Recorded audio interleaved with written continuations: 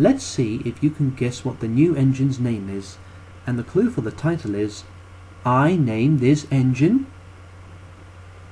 The men had been working on a new engine for a long time. What's his name? The other engines kept asking. We don't know, it's a secret, was always the reply. Everyone just calls him Number 7. At last Peter Sam could contain himself no longer. He asked the Thin Controller. The Thin Controller smiled. Wouldn't you like to know? He teased. I do. What is it? Came the chorus of voices. But I'm not telling. You'll have to wait until the naming party. Ivor Hugh, the railway's chief engineer, was going to do the naming. Even he didn't know the engine's name. But Mr. Hugh, you must know, protested Skarloey. I'm afraid not, laughed Mr. Hugh. The name would be painted until the last minute. It must be a place or a person, said Sir Handel. To match us, he added. I think it's a place, decided Rheneas, but why is it a secret? The engines didn't know, but Rheneas's ideas was, they thought, the best answer.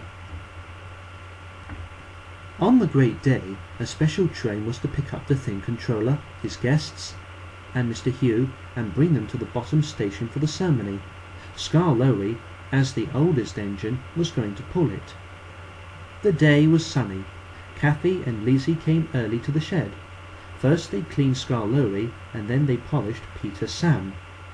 Skarloey whistled cheerfully as he went up the line, and by then all the other engines looked just as smart as he did. Skarloey passed the big house where the Thin Controller lived, and went as far as the middle station. There he ran round the train and pulled it back downhill. He stopped at the big house, and when the Thin Controller and his guests were on the train, he stopped again near the cottage where Mr. Hugh lived. Skarloey has just restarted when, with a squealing noise, something dashed past his front wheels. He stopped quickly. What on earth?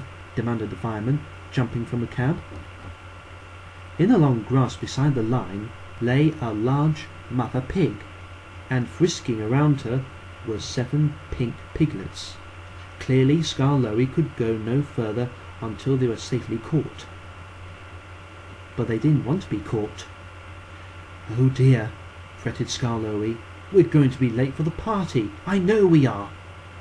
The Thin Controller, Mr. Hugh, and even some of the guests joined in the pink chase until at last all the animals had been captured and put carefully back into the field. At the bottom station, a large crowd had gathered. All the engines, except Skarloey, were there, and Number 7, with his name covered, simmered quietly. The minutes ticked slowly by. The manager looked at his watch. Something must be wrong, Rheneas whispered to Duke. Skarloey should be here by now. Perhaps the Thin Controller wasn't ready, suggested Duncan, but was firmly hushed by the others. At last they heard a whistle in the distance. A little later, Skarloey puffed thankfully into the station. I'm sorry we're late, Mr. Hugh said, but we've been chasing pigs. And he told them about it. However, he went on, I'm here to name an engine. I don't know what it's called yet, so I shall have to read it to you. I therefore name this engine...